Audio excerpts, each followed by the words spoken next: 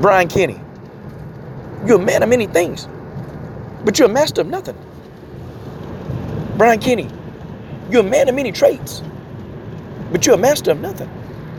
Who remembers that, man? Floyd Mayweather said that to Brian Kenny back in like 2009 when Brian Kenny was running around here. He was one of the people saying that Floyd was afraid of Manny Pacquiao, and then Brian Kenny started naming people who Floyd should be able to beat or who Floyd need to fight.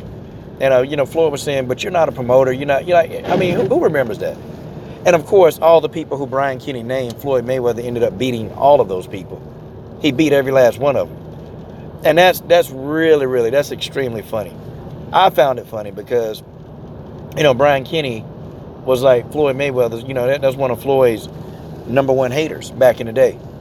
And Brian Kenny would say little things to trigger Floyd. And, of course, now when he interviewed guys like Manny Pacquiao, he ain't used any trigger words to trigger him, He didn't say nothing about him being an adulterer and all this other stuff. People and reporters used to bring up Floyd past all the time. They would always talk to him about the baby mama drama. They'd always talk to him about that. And they never really wanted to talk to Floyd Mayweather about boxing. But guys like Manny Pacquiao and Oscar De La Fishnets, they never really bring up these guys' past. Why? So Brian Kenny was doing an interview with Errol Spence. And, I just thought it was a normal interview. And of course, I didn't notice that he was asking Errol the same question 1,000 times. I didn't really care about that. I was more so observing Errol Spence Jr. And I didn't think nothing about the interview until Brian Kenny told him, obviously, in your case, drive safely. And I'm like, what the hell? What the hell is he trying? Like, man, and I kind of started saying to myself, like, that was kind of brutal. That was brutal. In fact, even Errol Spence said something about it on Twitter, like, it was brutal. Like, Brian Kenny is in the category of these people who they're blaming, they're not ridiculing Errol Spence, but they're in that category saying, that's what he get, or he shouldn't have been drinking. Okay, well, we do a lot of things in the world that we shouldn't have been doing. We do a lot of things that we shouldn't have been doing. Hell, a lot of people now, you got dirt, and many of you dudes making videos, y'all got dirt that y'all don't want nobody to know about.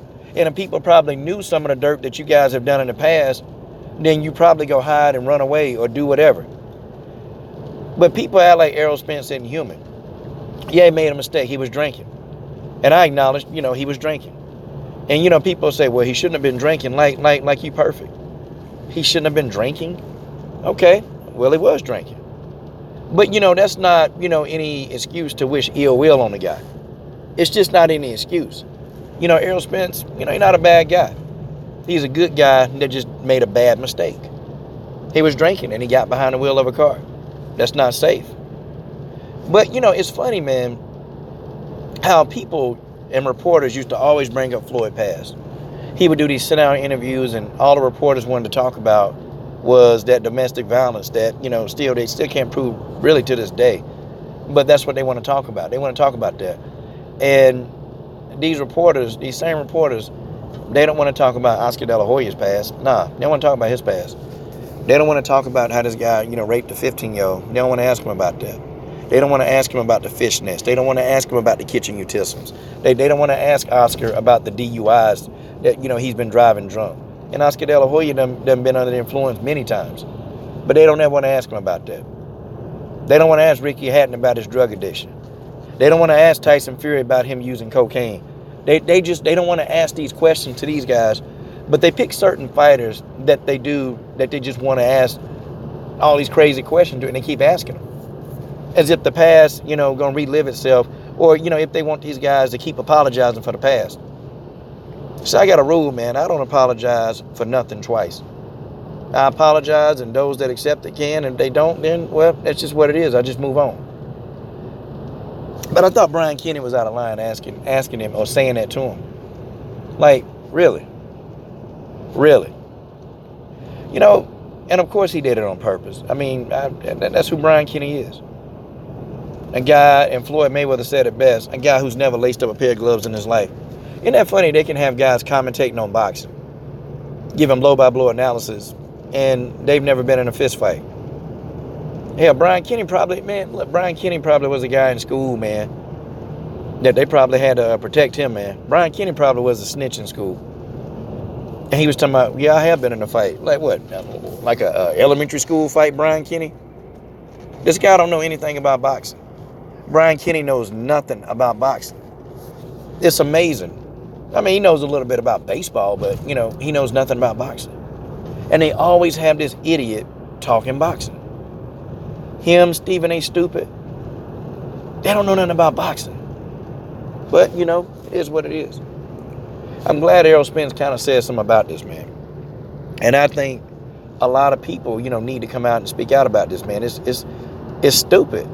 It's stupid how, you know, they're trying to, you know, make Errol Spence feel guilty. And I'm sure, I mean, y'all don't think this dude feel guilty as hell? I mean, y'all don't think his life been a living hell? I mean, y'all don't think that, you know, when every time he look at his kids, he got to think to himself that, you know, he could have not been here, could have never seen him again. Like, you know, it's amazing how people always try to guilt shame black people for stuff they did. And I'll give you an example. Michael Vick. They still trying to guilt shame Michael Vick about, you know, fighting dogs. They still trying to guilt shame this guy. And this guy did that decades ago. But people still want to bring that up. As if like he's supposed to be in a torment or a hell for the rest of his life. I mean, amazing, man. Amazing, but they're not guilt shaming Oscar De La Hoya or Ricky Hatton. They're not guilt shaming these people. They're not guilt shaming Freddie Roach. No, they're not guilt shaming these people. They always want to guilt shame the black fighters, man. They always want to do this crap. And, you know, I'm looking at Errol Spence, and you can tell, man, Errol Spence, he's not 100%, man. He's not. And the one side of his face, it tells you. It's almost like it's drooped over to the side, like he has some kind of, like, brain trauma or something. You know? His face, it looks drooped over to the side. And maybe, you know, he probably do need to take a little bit more time to heal. Because he's talking about trying to come back, man, in June. And I think the brother need to stay out for the rest of the year, man, and most of 2020. I think he need to stay out. Because, man, you know, the guy got ejected from a car, man. He got ejected from a car going at what? Like upper speeds. Probably was going 70, 75 miles per hour. He got ejected through the damn window. I don't care who you are, man. That kind of damage, man, he's lucky to be alive, man. Or he's blessed to be alive. Like, I don't know, man. Errol Spence don't look like himself. To me, he don't. And I can tell that there's something wrong. Boxing need to be the furthest thing from this guy's mind, man. It do. It do. It is what it is, man. You know, I like Errol Spence is a good dude, man. So what? He made a mistake. He made a mistake. You know? And yeah, somebody could have been injured, but nobody was injured except for him. And maybe Errol Spence did learn a lesson. You know, maybe this dude is walking around in misery. Because, I mean, y'all love seeing black people miserable. It's making a lot of these people happy.